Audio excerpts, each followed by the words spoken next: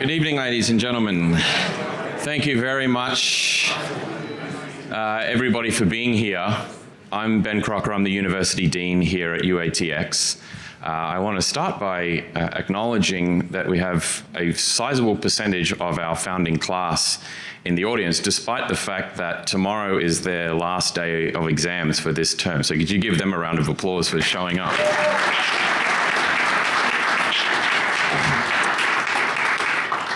I also want to pass on an important message from our chairman, our board of trustees, and in particular our president, Pano Kanelas, who unfortunately could not be here tonight, but is a dear friend of our distinguished guest this evening, and who asked me to make sure that we all take very good care of Rod Dreher while he's on campus. So Pano was very disappointed not to be able to be here tonight, but the life of a university president tends to send you in 50 directions at once, and unfortunately the campus couldn't be one here tonight.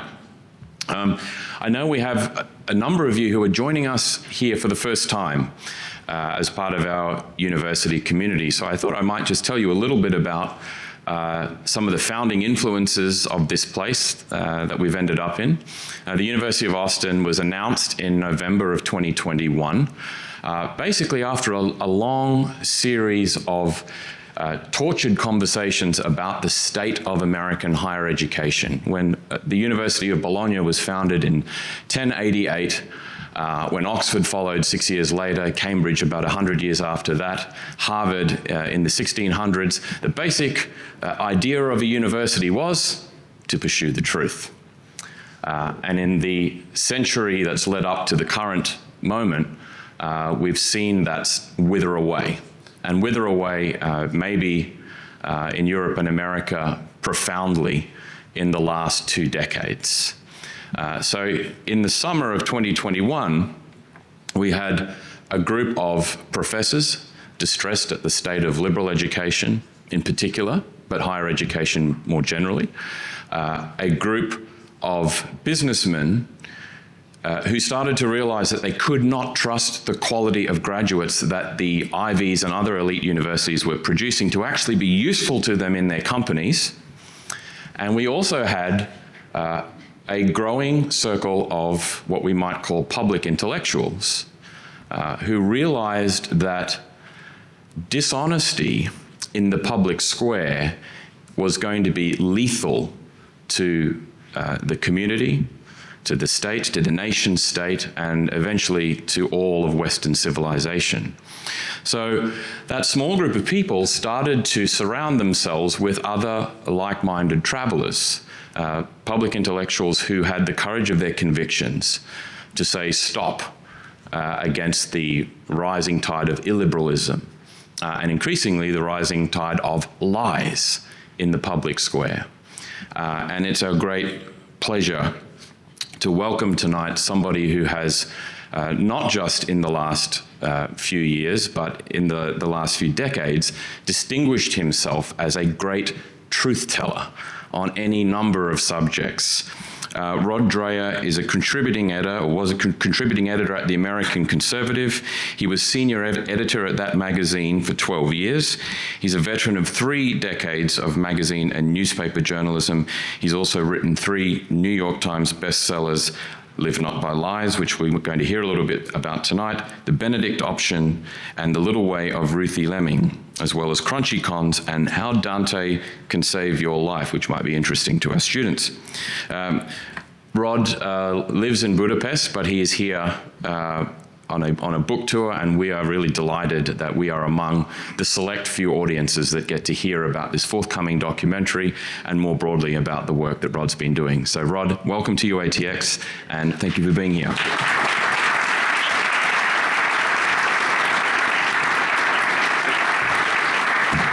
Well, thank you, Ben, and thank you all for coming out tonight. You know, you are the first people who will get to see any part of this film that's been under production for a year and a half, 2 years. It's based on my book, Live Not by Lies, which came out in 2020. Here's something really interesting. When the previous book, prior to Live Not by Lies, The Benedict Option, came out, it got tons of press coverage. It did pretty well in sales and in media coverage. Then Live Not by Lies comes out in September of 2020, after COVID and the summer of Floyd. Zero press coverage at all outside of podcast. And yet, Live Not by Lies sold over 200,000 copies domestically, twice the number of The Benedict Option, and nobody knows about it except those who know.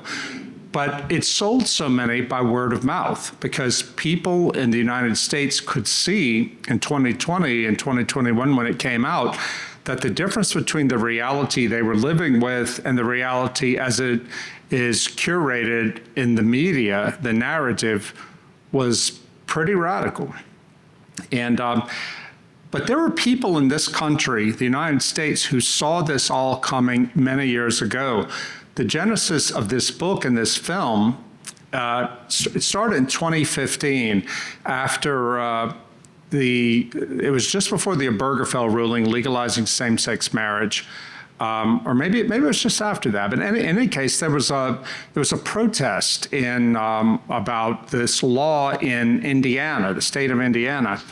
The state of Indiana had passed a Religious Freedom Restoration Act, a state version of the National Act, and all it would have done was to give religious people, if they were sued for discrimination, a positive defense in court.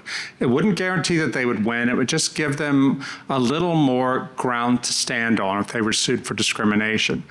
Well, that was the Waterloo for social conservatives in the US because Apple, Salesforce, a bunch of major corporations came down like a ton of bricks on the state of Indiana and said, if you don't repeal this law, we're going to make you suffer economically.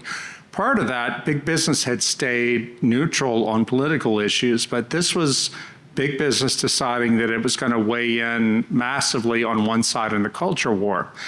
And during that time, there was a TV reporter went to a small town in Western Indiana to interview these evangelical Christians, a father and his daughter who ran a pizza parlor.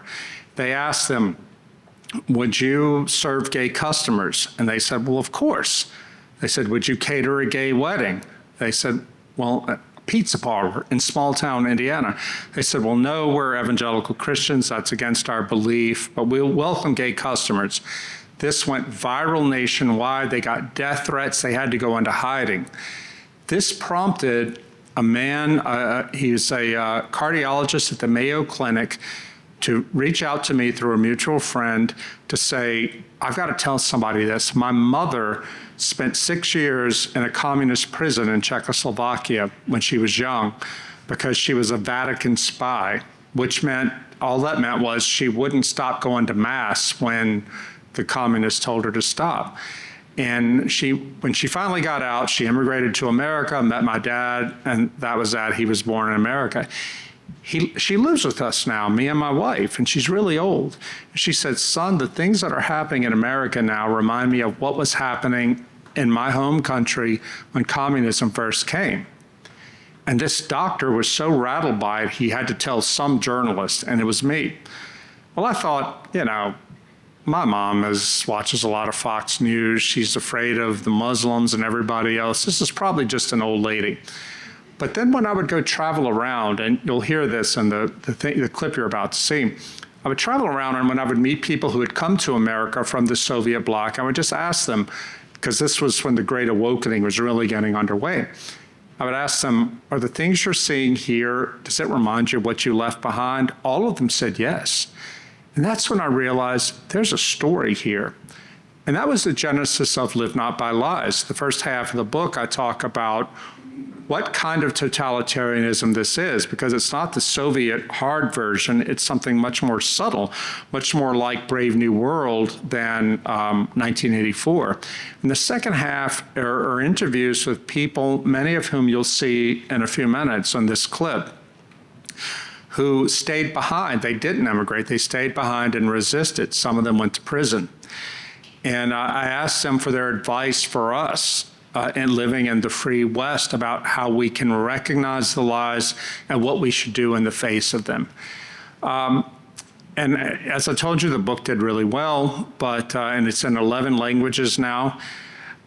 I'm really worried, though, that right now a lot of ordinary Americans think that wokeness is over, Trump is in power, wokeness is in retreat. It ain't over. It ain't even close to over. And we'll talk about this after you see the film. I want to have some Q&A and some discussion about it. Where I live now in Europe, I live in Budapest, but it's amazing how strong wokeism, as they call it. I was in France last week. Le wokisme is there. And wherever you go, in the UK, in France, in Germany, people are talking about among themselves the prospect of civil war. And they don't mean like between two armies, they mean between the countryside and ordinary people and their opponents, often migrants, etc. Nobody wants this, but they feel like it's inevitable because their governments are lying to them about, and their media are lying to them about their actual on-the-ground conditions. And if you have to live in a situation of official lies, where, as in the UK, as you're about to see, you can get arrested for telling the truth or just saying what you think is the truth, then eventually people are will have had enough. I was in France last week. I was talking to this one man who was trying to explain to me the situation there. He said when Islamic radicals rioted in Paris a few years ago, the government let them do it. You know, it just sort of watched to make sure it didn't get out of hand. They looted, they burned, they rioted. But when the Gilets jaunes, the yellow vest protest, came out, they cracked down on them so hard. It's a two-tier justice system, the same as is happening in England. All of this is part of living by lies, when you cannot speak, you cannot say openly what you see happening or what you think about what's happening without fear of being canceled in your job, or even, as in the UK today, being arrested. So wokeness is not over. And this film that is about to come out April 1st on Angel Studios app is incredibly relevant to us today. We're going to talk afterwards. You're going to watch this clip. It's like a 35-minute preview of the first episode, and then we're going to have a Q&A. I think you'll realize that a lot of what is talked about here is stuff that's still very, very relevant. For me, there's a guy here in the audience tonight, Andrew Hummel, who was a producer on the film. We last saw each other in Prague. Andrew, where are you? Will you stand up? And that's Andrew. He was with me and the rest of the crew when we sat down with Kamila Bendova and some of these other heroic people and listened to their testimony. These are people who have been forgotten about by history, or will have been forgotten by history if not for this film and the book. Because when the Cold War was over, we moved on, but they were still there. And they're seeing things now that the rest of us really need to know. I am really grateful to God for giving me the possibility of having written this book and having been part of the making of this film. So these people, many of whom are quite old, there's one woman who's in the film, Gabrielle Kirchmary. I just told Andrew, the first time we saw each other since we were together, said she died since we filmed her. And they're dying out. They're old. They were the witnesses of the 20th century of totalitarianism, and we in the modern West don't want to hear what they have to say. Well, you're about to hear what some of them have to say, and I thank you so much for coming out tonight. I'll see you after the movie.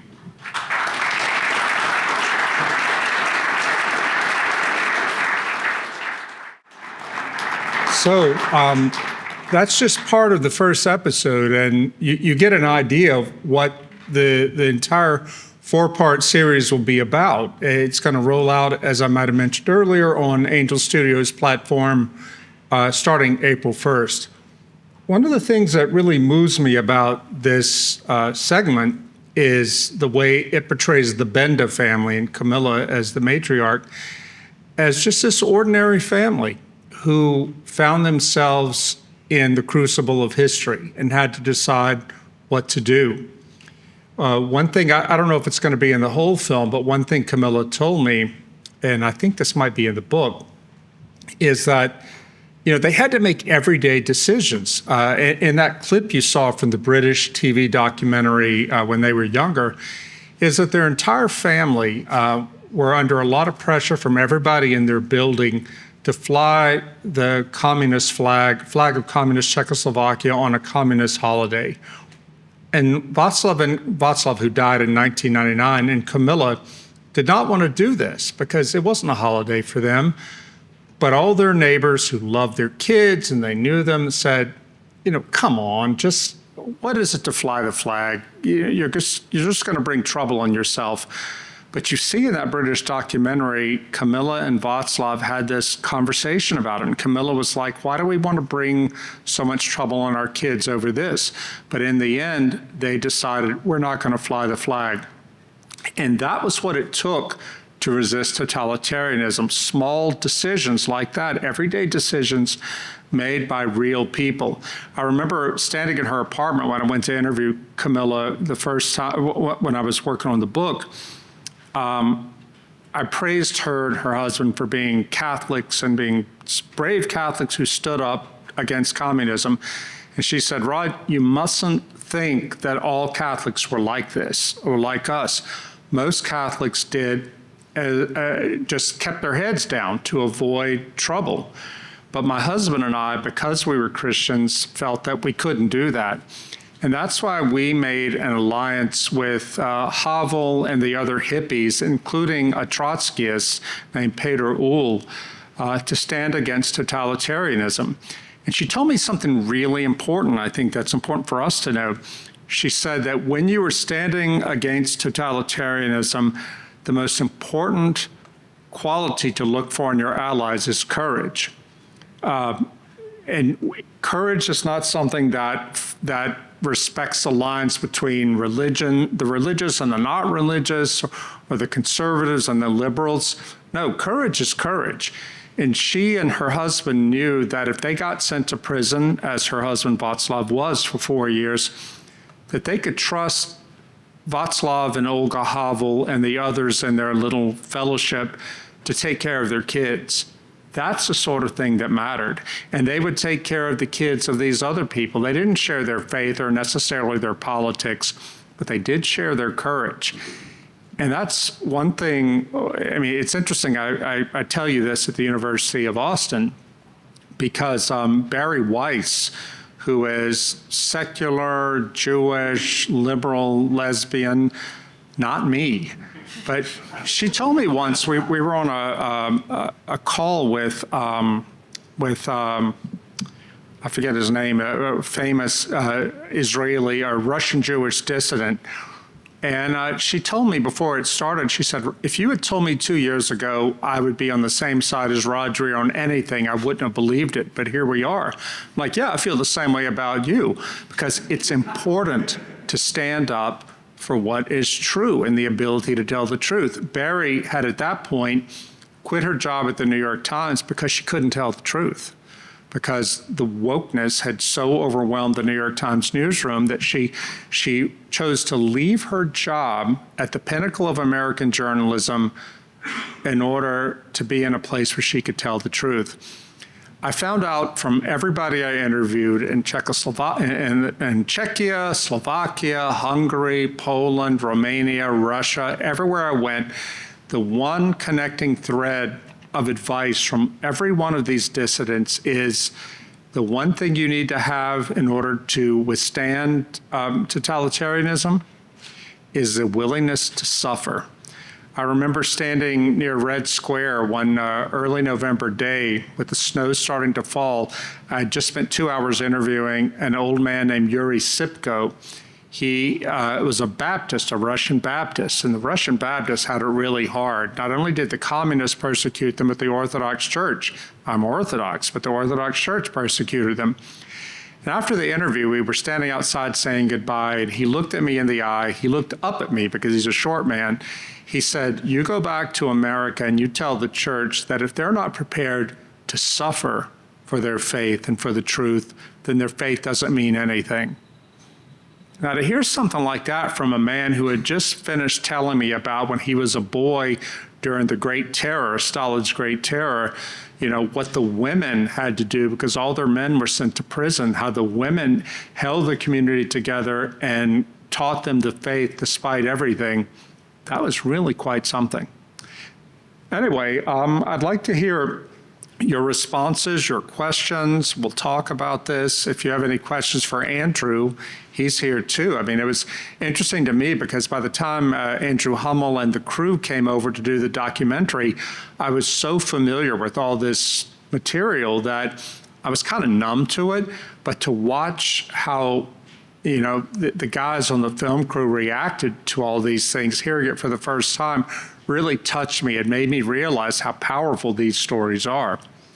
Does anybody have a comment or a question they'd like to ask? Please stand up.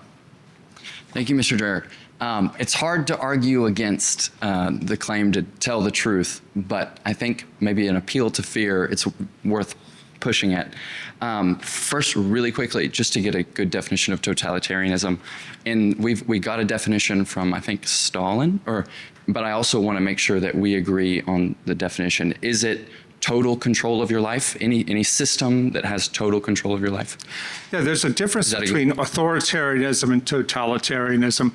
The authoritarian just wants to have political control of a situation, of a society, right? Right. The totalitarian wants political control, but they politicize all of life. So they want to have control of all aspects of thought, of speech, of the way you live. Okay. Because they want to erase the past and replace it with their ideology. Gotcha. Okay, so total control of your life. So I realize that this is a series and that there's a lot more to the work. Yeah. So I want to be gracious and not judge it just based on this, but all I have to go off of is this. So in the episode, it presented a great and beautiful, moving description of totalitarianism in Slovakia. But I want to know, do you have any evidence that totalitarianism is present here in the United States? That's not an appeal just to some other people's conclusions and their comparison to America, to Slovakia. Like, what evidence that you have that there is totalitarianism? I hear you. That's a great question. And this is why I found it so difficult at first to take what the emigres were saying about how we feel a totalitarianism arising here. And this is why I call it in the book soft totalitarianism. It's not 1984. There are no gulags, there are no bread lines, or no secret police. But what these people could feel in their bones is that when you have a system arising in which you must think and speak in a certain way. You cannot dissent from it at the risk of losing your job, losing your reputation. Do you have any evidence for that? Well, yeah, the evidence is everywhere. I mean, people getting canceled for their opinion. On campuses, people who dissent from the woke line aren't allowed to speak. I mean, we have here in the audience tonight an accomplished geneticist who got canceled because he didn't follow the party line. This happened over and over and over again. And because it's so soft, because we don't have secret police taking people off to jail, people don't see how threatening it is. That's why I believe that these emigres were canaries in the coal mine. Here's an interesting story that is not in the film, but it's in the book. When I was in Hungary in 2019 doing interviews with people about totalitarianism, I was on a tram with my interpreter, and 35-year-old Hungarian woman, and she said, you know, I really struggle to talk to she's Catholic, talk to my Catholic friends about the struggles I have in my life. If I tell them that me and my husband were fighting lately, or our little boy is not letting us sleep, they cut me off and say, oh, no, you have to get a divorce. You have to be happy. She said, wait a minute, I am happy, but a happy life is not one without suffering. And she went on to tell me that they believe, everybody in her generation believes that you have a right to live without anxiety. I looked at her and said, Anna, it sounds like you're fighting for your right to be unhappy. She said, that's it. Where'd you get that?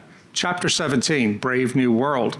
The totalitarianism in Brave New World is a totalitarianism that does not exist because, as in 1984, they'll kill you or torture you if you don't accept. It's rather one that provides all this comfort. You know, you're taken complete care of. They give you drugs to make you happy, give you all the porn you want, all the sex you want. Everything is fine. The cost, though, is of your humanity, because no one is willing to suffer for being human. The one dissident in Brave New World is John the Savage, who's raised outside the society only on the works of Shakespeare. And he says that he would rather suffer the possibility of being unhappy or of suffering to be free and fully human.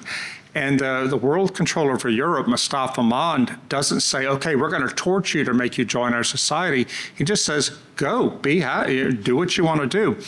This is the essence, I think, of the totalitarian mindset that we're accepting now. We're so afraid of suffering any inconvenience or anxiety that we're willing to accept the lessening of our humanity and relinquish our freedom for the sake of being at peace. Okay, so that was my question. Who, because if totalitarianism is total control of your life, who is trying to have total control of my life? Or what system is taking total control? I would say... Is it pleasure? Is it trying to avoid unhappiness? Yeah, is that it's pleasure, it's hedonism, it's things that, for example, we all do this. I do this too. You know, when we are so eager to have a smooth, frictionless life that we will surrender parts of our liberty to what Paul Kingsnorth calls the machine. For example, in China today, and this is in my book, I talk about the social credit system, where in order to have a smooth, frictionless life, you have to bow down to the government and do what they want. And the police don't necessarily come around to force you to do this. It's all taken care of by the machine. You know, if you do things like download the speeches of Xi Jinping, and you prove yourself to be a model citizen, the algorithm measures it and gives you more and more opportunity in that society. If you don't, you go down. And so the system molds people to be conformists. And look, nobody wants to lose their job. Nobody wants their kids not to be able to go to college or et cetera, et cetera. And so it is a way of forcing conformity on people for being dissenters from the managerial liberalism. But force, and I know I'm taking up a lot of time, but I just think the appeal to fear is kind of unwarranted. Why are you comparing what's happening in America to systems of totalitarianism that are strong top-down force? You're saying, no, it's not top-down force.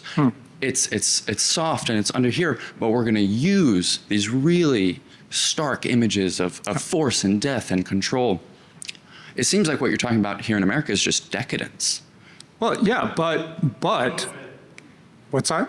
COVID. COVID. All right, stand up. Say what you want to say. I mean, we just lived through a multi-year period where people couldn't go to the burials of family members who had died. They couldn't see them in the hospital, couldn't attend colleges if you didn't get an experimental mRNA vaccine. You couldn't travel. Everything was controlled, and that was very top-down. It was probably more top-down than the Soviet Union in many respects, because they just didn't have the technology to control everything as much. So, I mean, God, it just happened. Yeah, and in the UK right now, you heard Isabel Vaughan Spruce talk about how she was arrested simply for standing quietly, praying in her mind near an abortion clinic. Now, think of arrest one, teach 1,000. Think of what that does to people. And as I mentioned in my earlier remarks, I was just in France, and people are frantic. They're so anxious about what's happening. There are no secret police out there telling them, you must think this, you must not think that, or we'll arrest you. But it is so forbidden in that country by the society itself, by the media, by the government, and so forth, to dissent, to say what you see in terms of immigrant crime and things like that, that people feel that they have to be silent for the sake of keeping social peace or they will suffer. I think that the real value of what the immigrants from communism are telling us is they're telling us that we in the West think of totalitarianism as Stalinism. This isn't Stalinism. In fact, a Slovak priest said, when I was working on this, he said, in a way it was easier under communism because the line between good and evil was so clear. You knew who the evil people were and who weren't. But now it is so confused, in part because the people who would have us silence ourselves and not say what we really think and not do what we really live as we think is true are doing it for the sake of compassion. And they don't have the standard totalitarian means to do it. They have other means of control. I was in Poland, for example. I talked to two Polish Catholics who worked for the Polish outlet of an American multinational.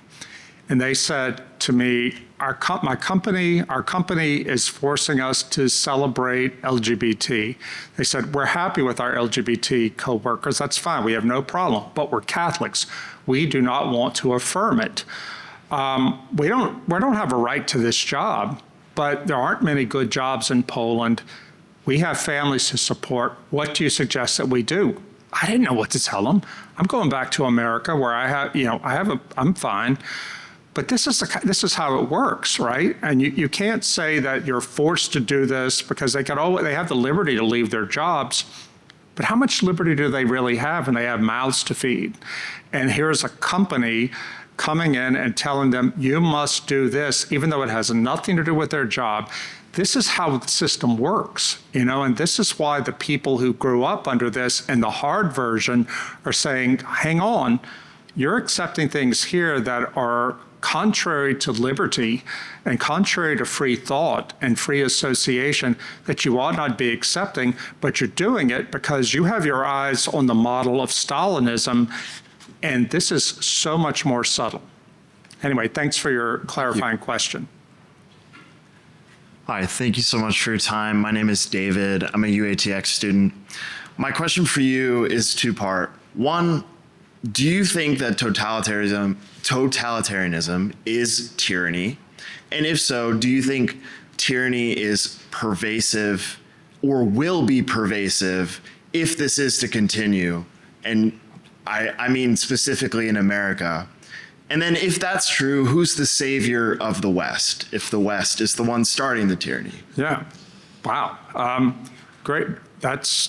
These are the main questions. I think that totalitarianism is certainly tyranny. When we cannot say what we think, when we cannot read what we want to read, when we have in Wales right now, in the UK, the Labour government in Wales has ordered museums to, quote unquote, decolonize. And that's going to mean taking down statues of Wellington and of Admiral Nelson because the government wants to make immigrants and the diverse comfortable. They're erasing history. This is what the communists did. This is what every revolutionary regime does. They take down statues. They try to control cultural memory because to control the memory of a culture is to control the people there.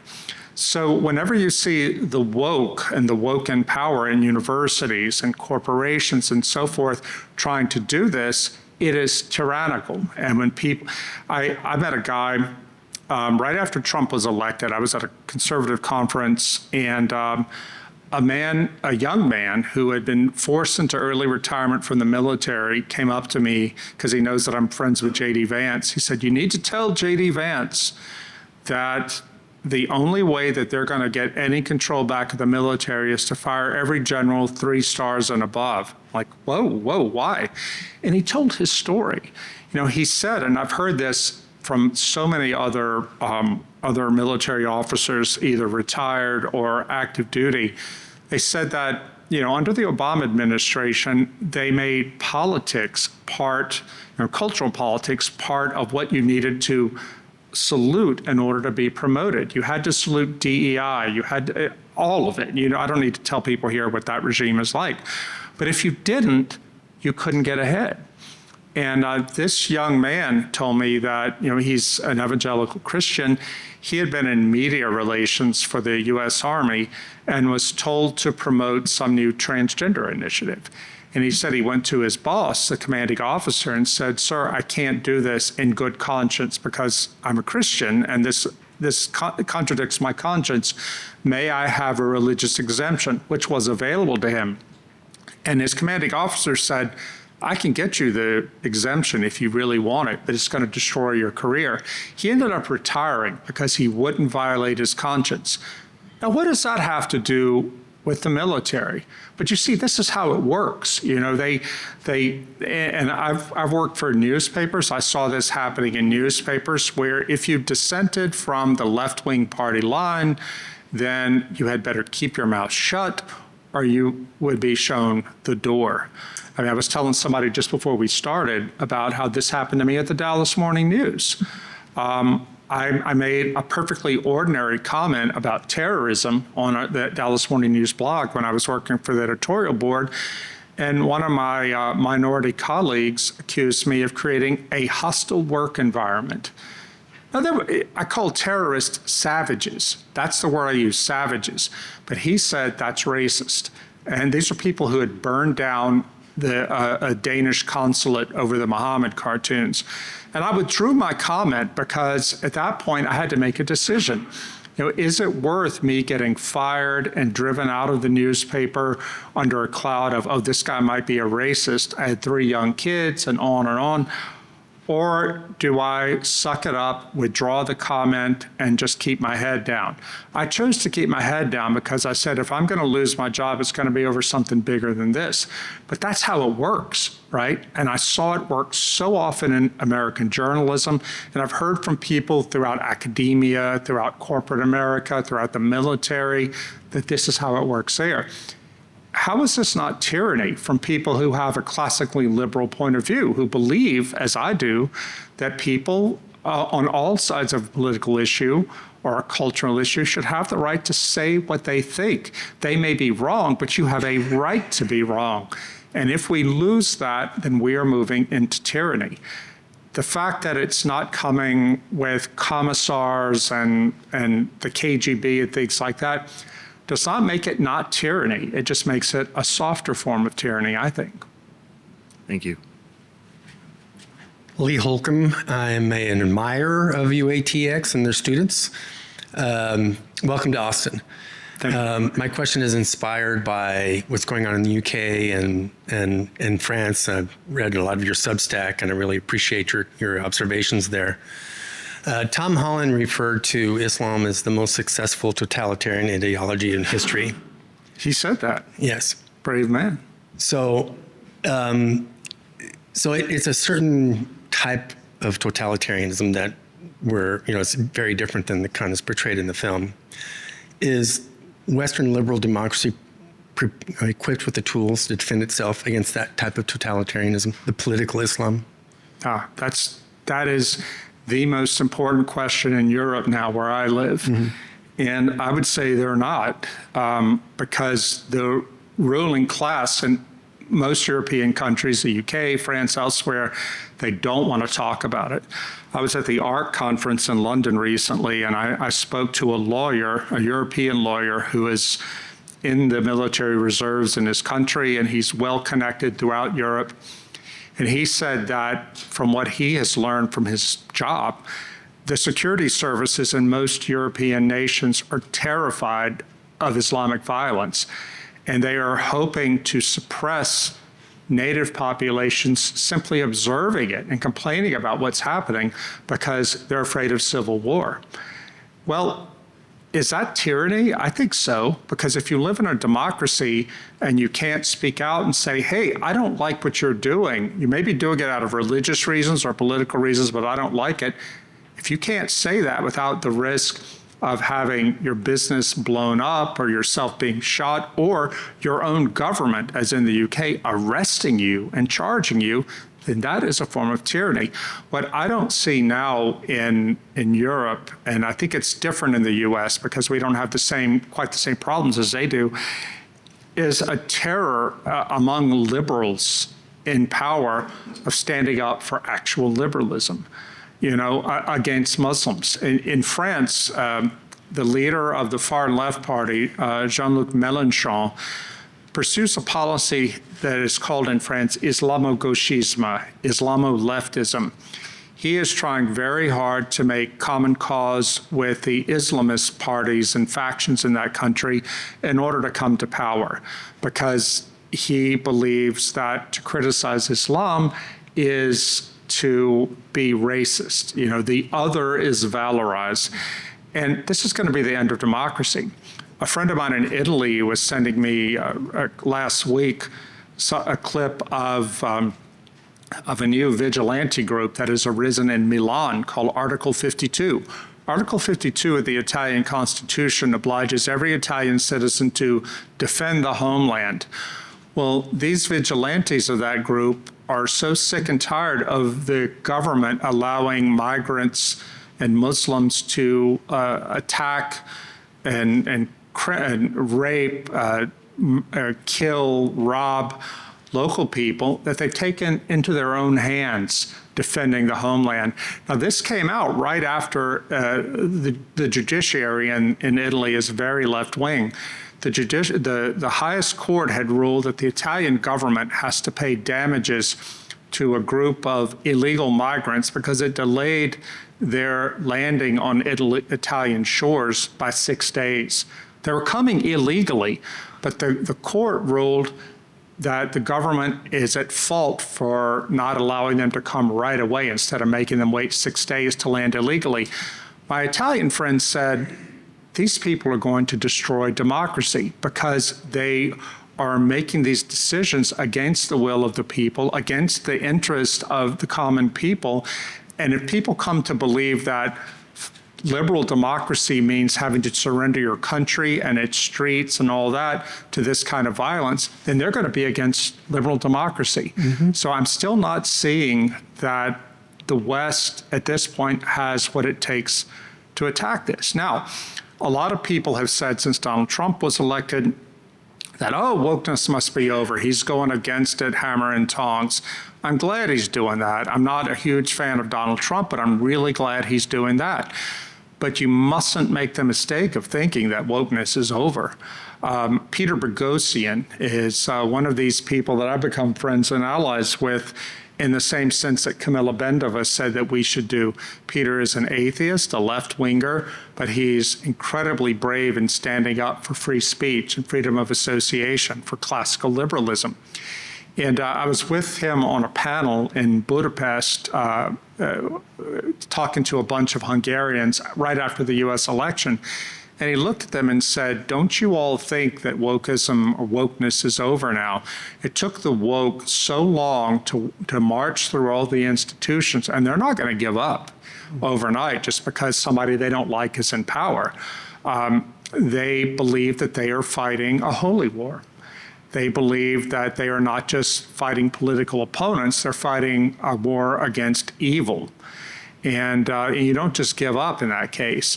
So this movie and the testimony of people like Camilla and the others that you'll see in the film is incredibly relevant today. And if we stop and if we allow ourselves to think that just because an anti-woke person is in power in the White House, the crisis is over, we're really going to fool ourselves and allow ourselves to be deceived and to put our vigilance away.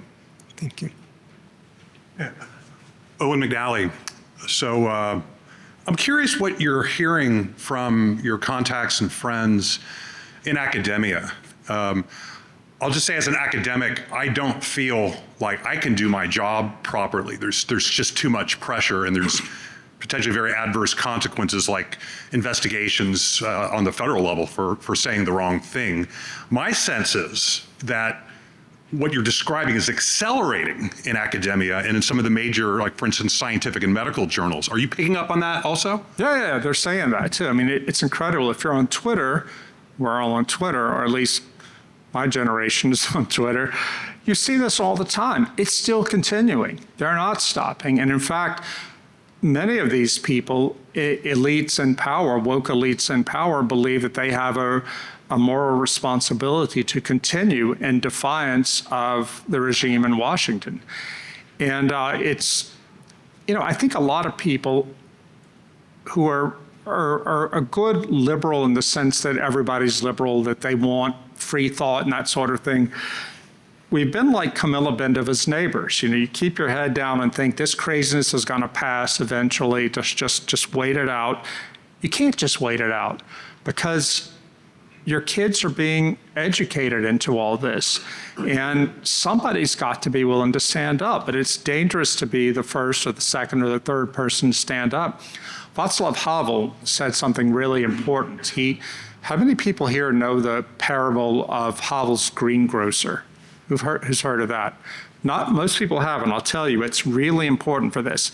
Václav Havel wrote an important book-length essay called The Power of the Powerless in 1977, in which he was talking about how people who are living under a totalitarian society where they have no political power at all, how they can exercise political power.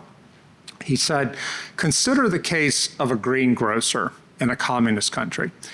Everybody in this town puts a sign in the window of their shop saying, "Workers of the world, unite," the communist slogan. Well, nobody believes it, but they all do it to avoid trouble. So what happens, said Havel, if a greengrocer decides, I'm not going to live by this lie anymore, and he takes the sign down? Well, the secret police come, they arrest him, they take away his business, he's cast out, and he finds himself sweeping streets for a living. His kids lose the opportunity for the best education. They can't travel, et cetera, et cetera. He pays a real price. But what has he accomplished? Havel said that he showed by his willingness to suffer for the sake of the truth that it is possible to survive that kind of system. That if you have the courage to do it, to stand up to the lies, that it can be done if you're willing to pay the price. And that example of moral courage, said Havel, could inspire other people to do the same thing. People who are ashamed of their cowardice, who are ashamed of their submission. And eventually, this could bring the whole system built on lies down. But it takes the courage of a greengrocer to do it, to say, I will not submit to this. Which of us have the courage to be the first one to stand up? Okay, here's a super easy question for you. Is illiberalism a structural deficit of liberalism? What do you mean? In other words, is it a consequence of this working itself out through history, where the liberal idea ends up subverting itself by becoming a victim of its own success? Yeah, this is Patrick Deneen's argument in his book, Why Liberalism Failed. Deneen's a political scientist at University of Notre Dame. And his argument is that liberalism has managed to achieve its ultimate goal, which is to free the sovereign individual from any non-chosen obligations. The problem with that is that it can't defend itself when it is challenged, and that it doesn't give people a sense of meaning, of cohesion, of purpose. And we fall into total decadence, and therefore into illiberalism, because you have to be able to run your society in some way.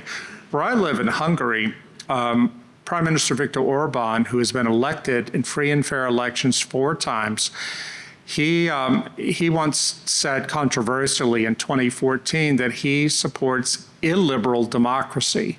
He was widely criticized by that, but what he went on to explain was he himself is a Calvinist. He believes that there's no such thing as neutral liberalism. There has to be some authoritative structure or authoritative source of politics in order to run a society. He believes it should be Christianity, not theocracy by any stretch. Hungary is mostly Catholic, but the Calvinists are like 20%.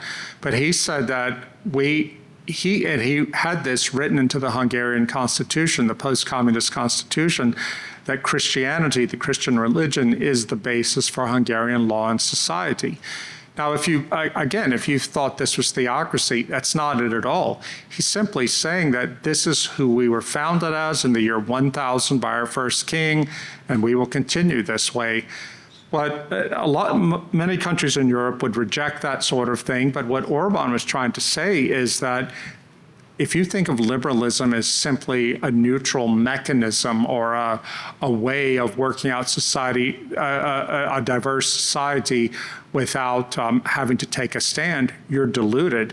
And I think ultimately in Europe, what you see is they're desperately trying to maintain a secular liberalism while denying at the same time that it stands for something substantive. And so I think illiberalism will inevitably follow what is called liberalism. In Hungary, under the Biden administration, we had an American ambassador who constantly criticized the Hungarian government, which is a strange thing for a diplomat to do, but that's what he did. Well, now under DOGE, we found out that the US government was spending millions and tens of millions to undermine governments in Europe and elsewhere that violated what Washington thought of as proper liberalism. I think this is cultural imperialism. I think it clearly is. But this is what the regime in Washington under Biden, but before Biden, the blob, as they call it, this is what they thought, that they were fighting for actual liberalism, but it became incredibly illiberal. I mean, in Hungary, like I said, Orban was elected 4 times in free and fair elections, but you always hear in the European media and the American media and in Brussels, where the EU superstate rules, that, oh, Orban, he's got to be a bad guy. Now, well, you don't have to like him, but the Hungarian people chose him in a free and fair election. But this is the way it goes in Europe. I've learned so much about Europe living there, that if a people, an electorate in any given country, vote for something that the ruling class elites don't like, then they say that's not liberalism, that's not democracy. In Romania, for example, I don't know how many of you know this, but the Romanian people recently voted for a populist to be their next leader. The high court in that country voided the election. They said this was Russian interference. There was no proof of that, but it didn't matter. A former European commissioner, who is one of the most powerful people in the European Union, said, yeah, we took care of those people in Romania, and we'll do it in Germany too if the Germans vote the wrong way. This is what counts as liberalism in Europe now. It is a form of left-wing illiberalism. And I think that the idea of liberalism itself, as we've all grown to think of it, is being completely gutted now by the actions of people who call themselves liberals. Hi, thank you for your time. I'm Christian Fazio. I'm a student at UATX. There was a brief moment in the video where it was mentioned that certain Christians under totalitarian regimes abandoned their religion and almost substituted socialism as a religion. I know it's been thrown around in the modern era that progressivism is a form of religion. Some people describe it as an ideologically motivated moral community. I was wondering if you could clarify or expand upon how successfully those former Christians use socialism as a religion, because we know today progressives are amongst the most, how do I put it this diplomatically, psychologically, they suffer from a whole host of psychological ailments due maybe in part to these ideas. So I was wondering if you could comment on whether or not socialism as a replacement for religion functioned successfully for the people who abandoned Christianity.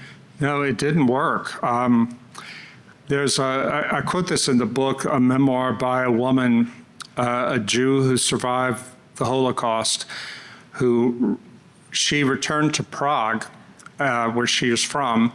She and her husband, also a Jew who survived the Holocaust, and they embraced communism. She said that we were so desperate for hope, for a sense of hope, that we embraced the thing that offered us hope, we thought, and it was the farthest thing from Nazism. Well, in 1952, there was a purge of Jews by the communists. They blamed the Jews for everything, and they killed her husband. And this is what broke her faith in communism. And she wrote an incredibly moving memoir about losing that faith. But it came, again, it's important to remember that these people had lost everything. And they weren't religious people, the Jews and many, many others in Eastern Europe. And communism was held out to them as something they could believe in. But they quickly learned that this wasn't true.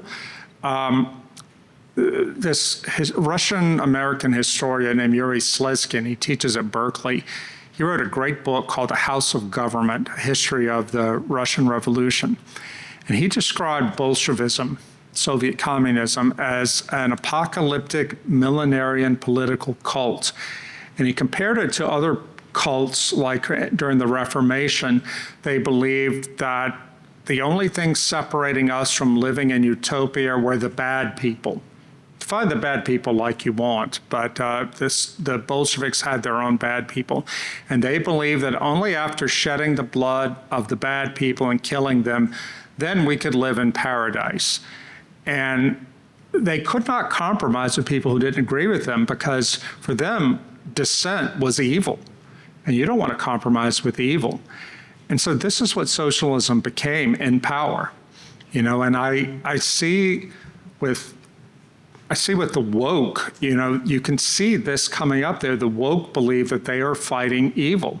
They are left-wing illiberals who cannot bring themselves to compromise because, as I said, you don't compromise with evil. Yeah, the thing is, it doesn't work. Politics tries to use Eric Vogelin's phrase, immanentize the eschaton, this sort of utopian radical politics of the left or the right, but we just happen to see it at the left more right now, but it could come from the right too, to try to bring paradise to the earth. Solzhenitsyn said something very important, one of the most important lessons he learned from the Gulag. He went into the Gulag as a non-believer, and in fact, he had been a communist. He came out as a Christian, and he said he learned from his observations and experiences in the Gulag that the line between good and evil does not pass between social classes or races or anything else.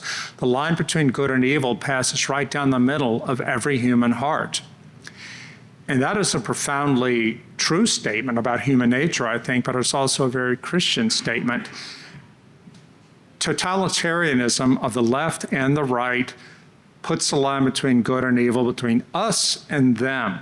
If you're a Nazi, it's between us glorious, pure Aryans and the Jews, the gypsies, the homosexuals, everybody else. If you're a communist, well, you know where that line is drawn.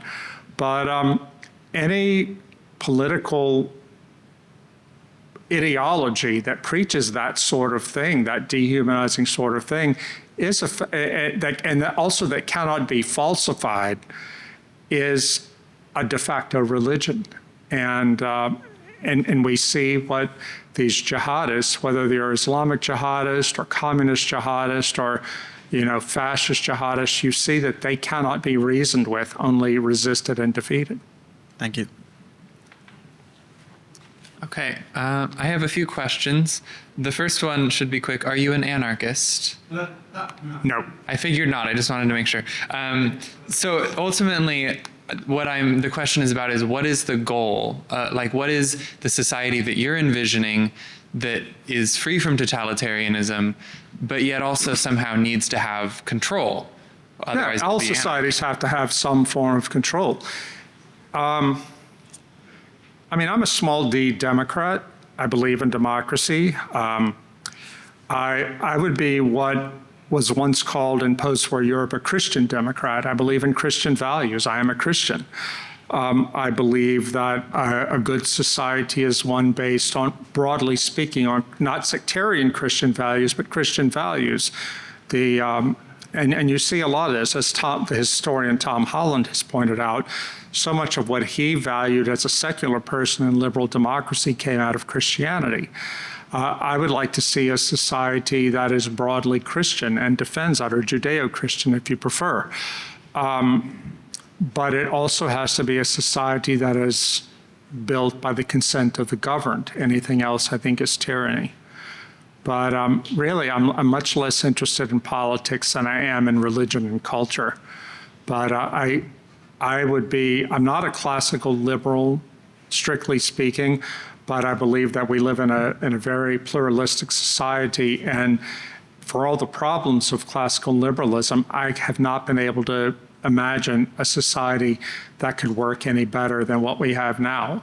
But we don't even see people willing to defend it now because of what has been called liberalism on the right, with the Tory party in the UK and the pre-Trump Republican Party has not been willing to defend actual liberalism.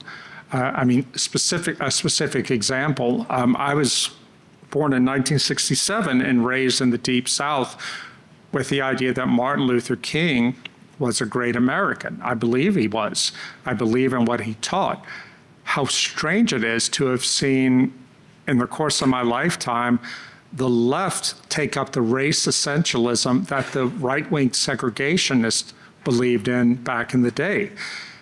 But I haven't seen, prior to Trump, I haven't seen many Republicans willing to take a hard stand on that because they're so terrified of being judged as racist. Now, again, I'm not a huge fan of Donald Trump, but I was dragged kicking and screaming to supporting his candidacy because this wokeness has to stop some kind of way, and I'm glad he's doing what he's doing. Thank you. So the Christian society that you envision, of course, wouldn't be enforced in any way. So I guess I see it a bit confusing still that you want to have a Christian-based society, and the problem is that to some extent we're becoming more secular, religion is disappearing, Right. but also in order to avoid totalitarianism, you can't enforce any sort of religion. Right. So how do you handle that problem? Well, I mean, my purpose in writing this book and promoting this film are not to promote a Christian society. You ask me what I believe, that's what I believe, but I think it's more important right now to stand up for classical liberal values of free speech, freedom of association, of the right to be wrong without losing your job, losing your reputation, having your Tesla, marked up or burned, that sort of thing. I think that is the most important thing to defend, and that's why somebody like Barry Weiss and we have very different ideas about ultimate right and ultimate wrong, but we can stand shoulder to shoulder with each other to defend a society in which we can debate these things reasonably in peace and not be at each other's throats. If we lose that, God help us, and we could lose it. I mean, it has been an incredibly troubling thing for me as a conservative. I'm 58 years old to see anti-Semitism and some sort of fascism arising among your generation on the right. It's not everybody, of course, but I'm not surprised that it's happening because we have accepted so much radical leftism among your generation on the left that we shouldn't be surprised that it's coming up on the right, but it's still really worrying to me because the people of my generation and older who ought to have been defending without apology liberal values, free speech and freedom of religion and all the rest, did not do it. So one more question, and then I'm done. But going back to the idea that we do need some level of control in society, what would the criteria for valid control be? I don't feel prepared to answer that question tonight, just because I haven't thought about it that much. I mean, I feel like the fight in front of us now is to defend what we have, to defend the old liberal values, and it is an extremely difficult question because, Aleksandr McIntyre, a philosopher, I really was influenced by when I wrote this book, The Benedict Option. He wrote in the early 80s when he was still a Marxist that in the West, we have lost the controlling authority.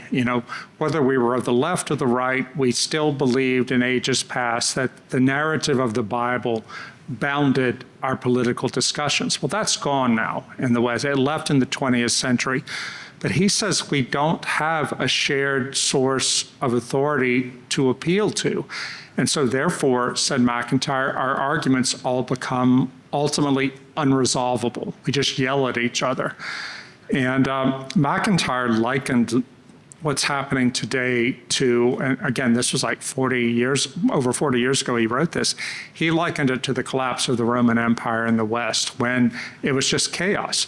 McIntyre, again, he became a Catholic later, but he wasn't then. He said we have a choice between Nietzsche and will to power or Aristotle, a classical form of reason. But, and that's, we have to make a choice of which way we're going to go. But because the system that we built, Western liberal democracy, depended on a source of authority that was no longer shared, that is to say, Christianity. And frankly, I don't know how we're going to get out of this. I really don't. But I feel that my task and what I want to do with this film and what I'll do with my book is to defend the right to debate it out and to argue it out and to come to a conclusion that we can all live with without cutting each other's throats. And I feel like it's increasingly a losing cause, but it's a cause I'm willing to go down for. Hey, Padre Friedman, I come from the startup community, cities, countries, network state space, so I'd love to talk Benedict option a little bit. You know, I'm curious in general for any updated thoughts you have on it, and maybe in specific, how your move to Hungary relates to it. Is Hungary a Benedict option for Europe? Are you seeing people there who are dropping out and forming their own communities? Yeah, he's talking about a book I published in 2017 called The Benedict Option. And the title comes from Aleksandr McIntyre's 1982 book, After Virtue, in which he said in the very last paragraph, comparing our situation to the fall of the Roman Empire in the West, he said that the situation is such that men and women of virtue cease to support a system that they can no longer believe in. And so what they do is withdraw from this system and form small communities within which the virtues can be lived in this era of darkness. And McIntyre said, what we're waiting for now is a new and doubtless very different Saint Benedict. Well, Benedict of Nursia, the founder of the Benedictine religious order, was a young man who was a Christian, was sent down to Rome around the year 500 to finish his education. Well, the Roman Empire was gone by then. The last Roman emperor was deposed in the year 486. And Benedict got to Rome and saw all the chaos and said, I'm going to lose my faith if I stay here. So he went to a cave about 40 miles from Rome and just prayed and fasted and thought for 3 years, what should I do? He came out and founded a religious order, a monastic order, and wrote something called the Rule of St. Benedict, which is a simple guide to how to live in dedicated community together. The Rule of St. Benedict has been described as the second most influential book in Western civilization besides the Bible. Because of this, I mean, it doesn't have much literary merit. You can sit and read it in one sitting. But what happened after Benedict died in the year 547 is that rule became very popular among Western Christian Catholic circles. And monks, young men, and some young women too, as nuns, went out and joined monasteries. These monasteries formed throughout the chaotic, barbarian-ruled world regions of Western Europe. And they became oases of civilization, of order, and of light. The monks especially, I think this is important, in their scriptoria, their libraries, they copied and recopied the great classics of Western civilization, not only the writings of the Church Fathers, but of the pagan authors that were valued of pagan civilization. And after the centuries passed, they formed the foundation for the rebirth of civilization in Western Europe. So the Benedict option, as I put it, is suggesting to people, mostly Christians, but you don't have to be a Christian to take this, that the most important thing for us to do is to form small communities within which to live and form ourselves and our children in the virtues, not to escape from the world. You can't escape from the world, but so that we can be resilient living in a post-Christian and increasingly chaotic world and hold on to what we believe to be true and pass it on to our kids. Now, the book came out in the US in 2017. It's now in 10 or 11 languages. And I haven't heard from anybody about people doing this. I mean, I think there are different forms of the Benedict option. You don't have to necessarily form an intentional community.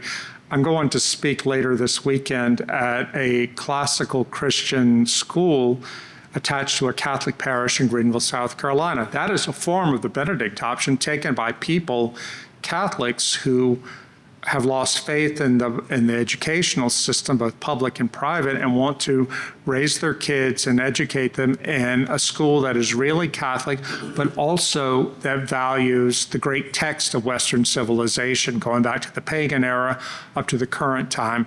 That is a form of the Benedict option. They are forming these kids according to a way of thinking and living that is very countercultural. Not so that they can go hide in the mountains, but so that when they go out into the world, they can be fully Christian. In France, I was just there last week for a week promoting the new book I have out. And I heard from a lot of different people who said, your book is really big here in France. I'm like, oh, really? That's great. And they brought up several instances of communities forming like this. In Normandy, for example, a bishop of a small diocese in Normandy was inspired by the book, and he sent two young priests to build a community center in an old abbey to form community, to talk about not only religion and pray and say liturgy, but also to talk about art and culture and revive traditional ways of things like stone cutting, traditional ways of doing things that have been lost. And his ultimate goal, he has said, I'm just learning about this, is that he wants families to move around there and build a resilient community. I went down to far southwestern France to a traditional Benedictine monastery on this past weekend, and they do the old Mass there. I'm not a Catholic, but it was incredibly beautiful, incredibly inspiring. And it turns out that lots of people are moving, from all over France, are buying homes there and moving to live near the monastery so they can worship at the monastery and just find community. So it's happening, but you would think, as the guy who wrote the book, I would have like the global view of this, but I really don't. I just happened to learn about it online or from meeting somebody who said, oh, your book really inspired us. But I think as we see society becoming more and more chaotic, people are desperate for something. I used to live in Baton Rouge, and during COVID, we saw at my little Eastern Orthodox parish in Baton Rouge, a surprising number of young people come into the Orthodox Church. We were happy to see them, but we're like, what brought you here? And they all had a variation of the same story. COVID scared the hell out of them because it made them realize that what they thought was a solid civilization was in fact far more fragile than they had believed. And they were afraid of what was coming next, and they wanted to be part of a Christian church that was deeper, had deeper roots, and was more traditional and more serious about the things that they thought we ought to be serious about. They didn't think that their mega churches, from which they had left, had the wherewithal to form them as Christians and as human beings who could withstand chaos. And I think that if we haven't seen the Benedict option play out in a big way yet, I think we will as things continue to fall apart. There's a friend of mine, Father Daniel French. He's an Anglican vicar in the south of England. And he's about to publish a book in England about resisting societal collapse as Christians. How can we be faithful Christians in a period of persecution and societal collapse? Because he sees this coming for the UK. It's a lot nearer than most normal people think. I thought about him recently. I don't know if you guys listened to Louise Perry, podcaster in the UK. She had this jaw-dropping interview with a man named Professor David Betts. He teaches at King's College London in the War Studies Department. And he gave about an hour, hour and a half interview to Louise in which he spoke very calmly and rationally about what he believes is the coming civil war to the UK. You know, normally if I hear people talk about civil war, I'm like, yeah, right. But Professor Betts, this is his academic specialty. And he talks on the podcast, you can find it online, about different factors that are happening as society is coming apart rapidly. The tearing apart of society is accelerating in the UK. He says there's going to be violence. And he talks about it from an academic perspective that we know from our studies of how this has happened before, that this is happening here. And he said, don't think that you can escape somewhere in Europe and avoid it, because most Western countries have the same problems. You know, it has to do with immigration, with religious extremism, but mostly with the atomization of society, where people have lost a sense of community. And this, as you saw at the very end of this clip, Hannah Arendt said this is the most important factor in the rise of totalitarianism. Mass atomization, when people feel they're completely isolated, they don't have bonds to community, to religion, to institutions, or to anything else that give them a sense of cohesion, of meaning, of purpose, and again, of society. The people, this was what happened in Germany prior to the Nazis, this is what was happening in Russia prior to the rise of the communists, and it could happen here.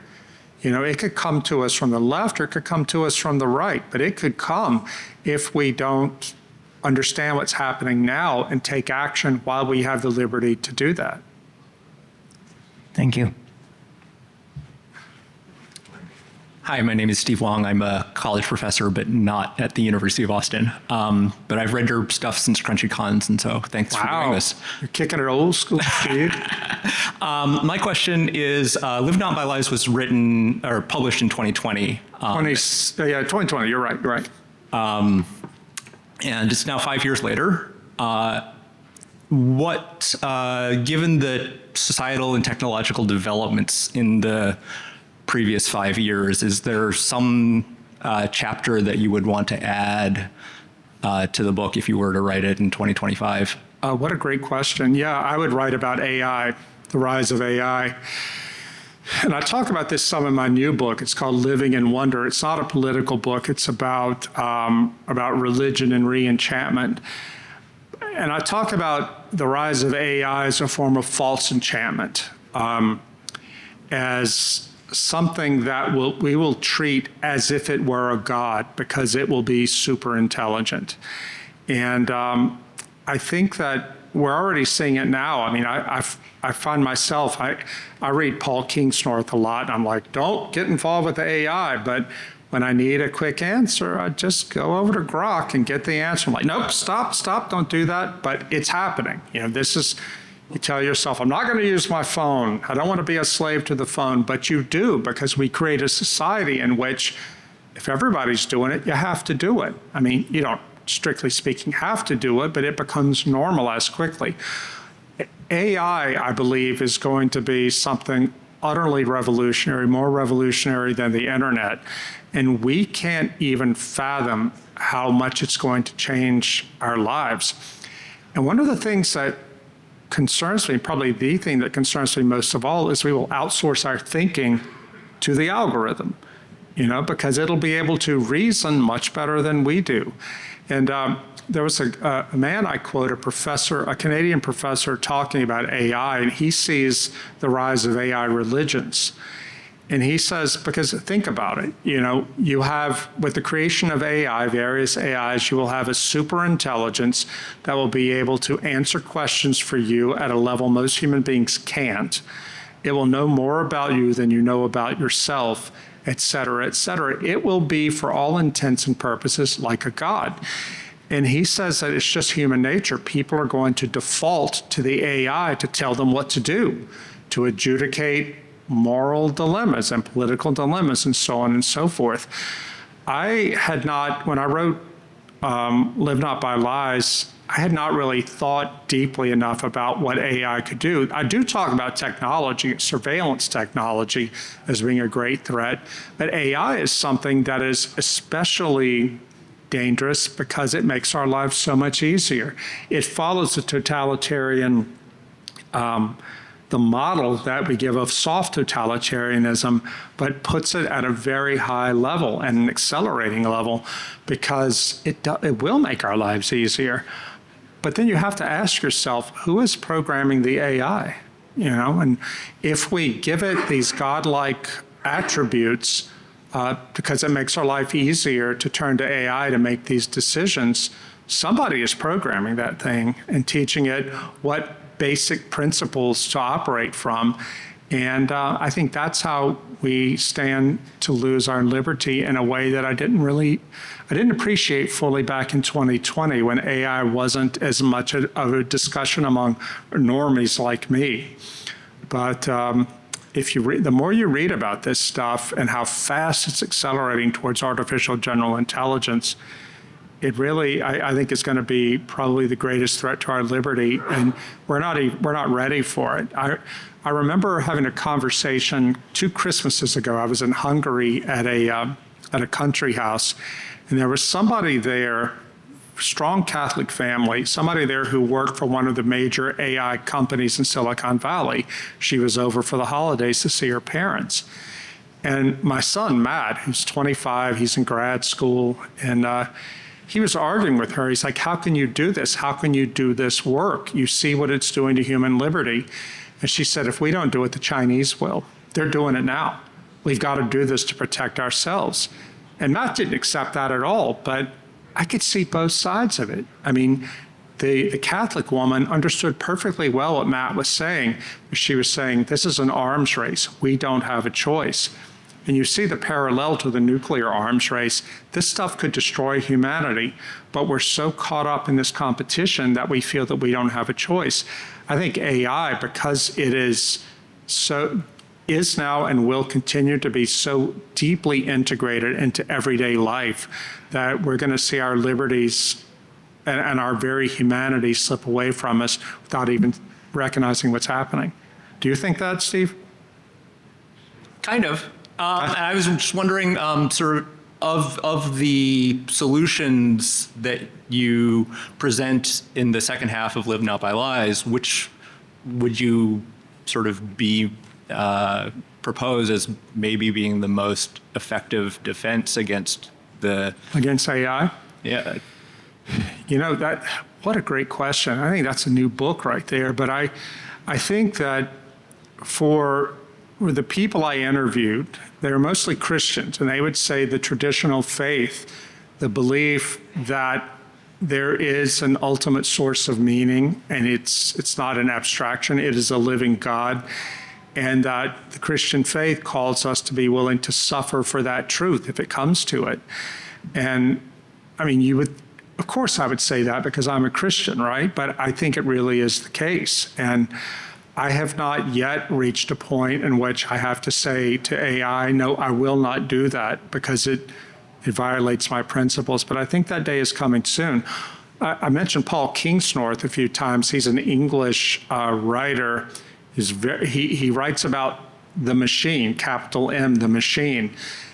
AI is a part of that. But Paul believes that we are living in a world that has been, and a civilization that has been totally taken over by a mechanistic way of seeing the world. And Paul is way more radical than I am. He believes drop out, because you've got to preserve your humanity at any cost. I'm not there yet, but when I read Paul, I'm like, he's kind of like a young Wendell Berry.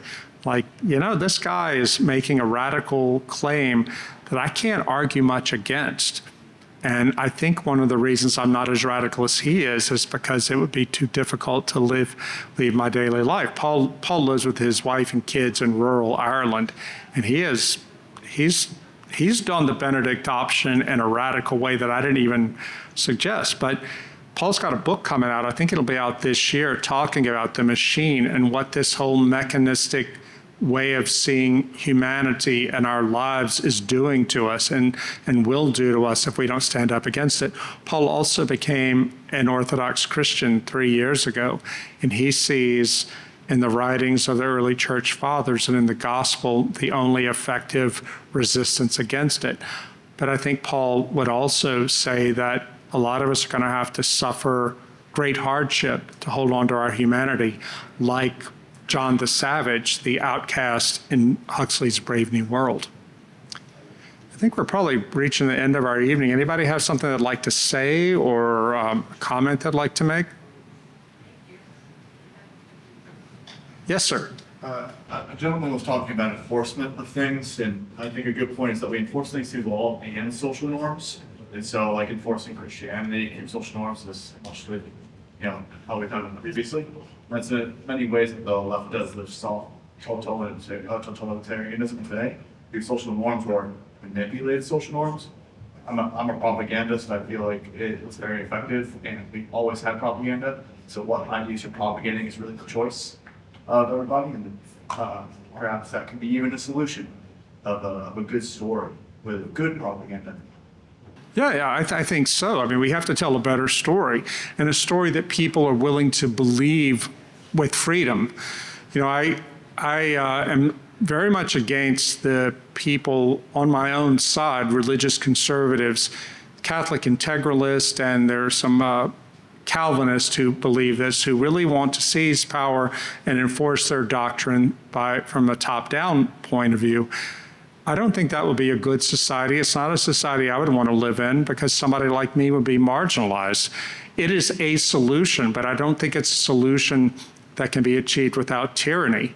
But, Viktor Orban, the Hungarian prime minister, said something really interesting once. He's a really intelligent man, far more intelligent than you might think if the only thing you know about him is from the American media. He said, people turn to politicians seeking meaning. He said, I can't give you meaning. I'm a politician. What I can do is give you things, by which he meant like subsidies for different organizations or passing laws to make certain things possible, other things not possible. He said, but if the meaning-giving institutions, churches, synagogues, schools, arts organizations, and so forth, if they don't step into the space provided by politicians and do their work of teaching people, forming them, evangelizing them, doing whatever to help them live by a certain code of meaning, then nothing politicians can do will ever make any permanent difference. I think that's a really important thing. I remember when Live Not by Lies came out, it came out September 29th, 2020, just before that presidential election.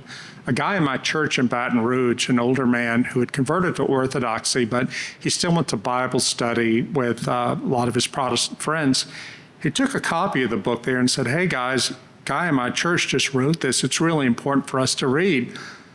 They all said, we don't need to read that. Trump's going to go back in. It's going to solve all the problems. Well, even if Trump had gone back in, that wouldn't have solved the problems, because the problems that Live Not by Lies talks about, that these people talk about, are very, very deep and not primarily political, but cultural. And but these guys wanted to believe that everything's going to be fine. Let's just vote the right way, and that's going to be solved. I think when I think of them, I think of a book that an American historian named Edward Watts wrote a few years ago called The Final Pagan Generation. And Watts went back to study the writings of Roman pagan elites in the 4th century, which was the hinge point between the turn of the West from Roman paganism to Christianity. And what he found was that the people who came of age, the Roman elites who were raised under the pagan system to believe in the pagan gods, go to the pagan worship, et cetera, most of them had no idea what was happening in their own civilization, even as Christianity was making great strides at undermining the entire structure of pagan ritual and belief. They believed even up until the time till they were old men and women in the late part of the century, they believed that Rome would still be pagan. Rome had always been pagan. Look, the temples are still open. We're still celebrating the festivals. What they didn't see was everything had been completely undermined. And of course, Roman paganism disappeared. I think that's the same thing is going on with Christianity and to a lesser extent with liberalism. We are so used in this country to believing that America has always been Christian, very broadly speaking, and America has always been liberal, living under the Constitution and so forth. But in a democracy or in any country, when people no longer believe in those myths, and I use myth not to mean something that's false, but a story, a shared narrative that tells us who we are and what we are to do. If people no longer believe in that, then the structures that depend on those narratives, on that myth, are going to fall eventually. And so I think we're very, very late in the game in the West. It may not be too late. In France, when I was there last week, people were buzzing that on Ash Wednesday in Catholic France, the churches were full. They hadn't seen that in decades, but they were. I was asking people, why do you think this has happened? And the answer I got more than any was fear of Islam. That people are now, ordinary French people are starting to fear that plain old secular French liberalism is not enough to resist the strong God of aggressive Islam, and they need to reconnect with their ancestral religion. I think that is a correct impulse, but I was startled to see that it's actually happening now. But I tell you, I don't know how much gets reported here in America, but the violence on the streets and the crime on the streets every day in most of Western Europe caused by either radical Muslims or migrants is incredible. And it is, when J.D. Vance went to Munich, the Munich Security Conference, and gave a speech in February telling the Europeans, hey, your real problem is not the Russians, your real problem is in your own countries and your failure to deal with what's happening in your own countries, the social instability and destabilizing force of mass migration and so on and so on. And your attempt to keep people from talking about it by enforcing speech codes with law and custom, that's the real problem to your national security. Oh man, the European elites, they did not want to hear that. I found myself on French TV and doing interviews with French newspapers about my non-political book about religion. Half the interviews were about, tell us about J.D. Vance. What's wrong with him, and on and on. It made a huge impact over there because those people the ruling class has to know that they're losing it. And they're losing the trust of their own people as they cannot seem to stop their societies from disintegrating and headed towards civil war. Now, that I didn't expect to end on civil war after this, but the important thing for us all to remember, should things continue to disintegrate and become more and more violent, that we have to be incredibly vigilant about the lies that are told by our own government, maybe even by our own side, the side we voted for, the lies that are told by media, the lies that are told by social media to try to bring us to believe things that may not be true. Hannah Arendt said that one of the clues that totalitarianism is on its way is when people choose to believe things that aren't true and can be known to be not true. They believe them because it feels good to believe them or because it satisfies what we want to believe. That when we become that sort of person who chooses to believe a lie because it's useful to us, then we are well on our way to totalitarianism. And that's something I would say to the left, to the middle, and also to my friends and colleagues on the right, that none of us are free from the temptation to totalitarianism. And we have to be exceptionally vigilant now that the grand narratives are breaking down, the institutions are breaking down. We don't know what's coming next, but it could easily tip into totalitarianism if we don't put the pursuit of truth, the defense of truth, and if we're not willing to suffer for truth and to defend those like Charter 77, like Camilla said. It didn't matter to them if you were a Trotskyist, if you were a Christian, if you were anybody. If you were unjustly persecuted, they defended you. We have to be that sort of person too. And I hope that this film will help wake people up to that aspect of this whole drama that we're now living through, and I think we'll continue to live through. Thank you so much for coming tonight. The film.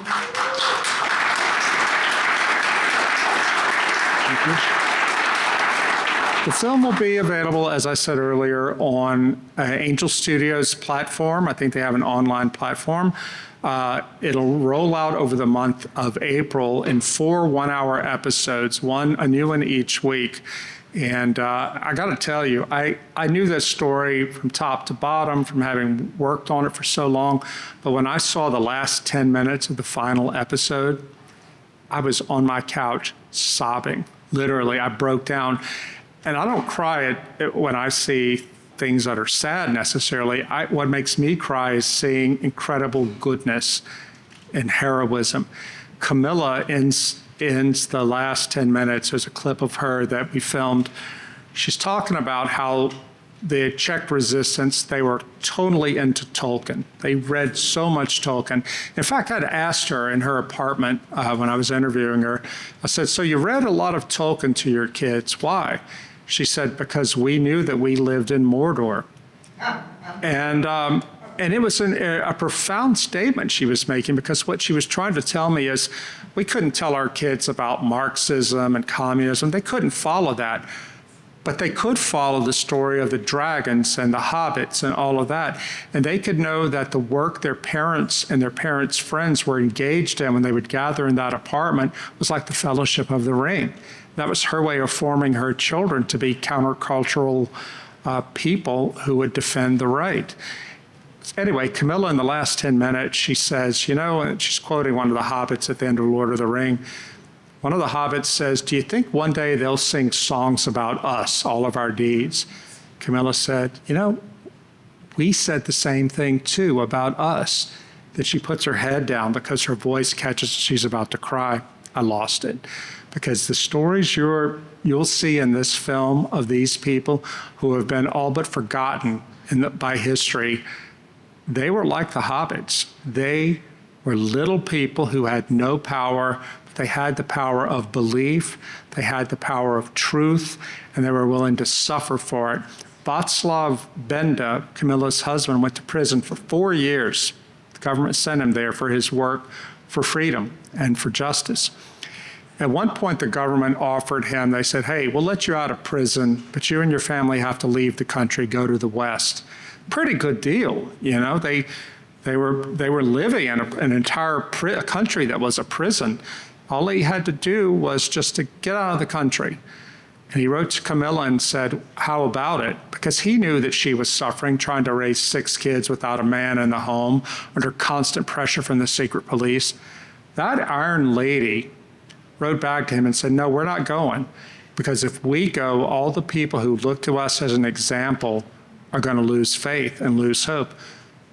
You stay there in prison. We'll stay here. Let's just keep going and keep suffering for the truth, and God will take care of it. And he did. That is a hero. This old lady is a hero. And I'm so grateful to God and to Angel Studios and to Andrew and the team that put this movie together, that their stories will be magnified. Thanks and good night.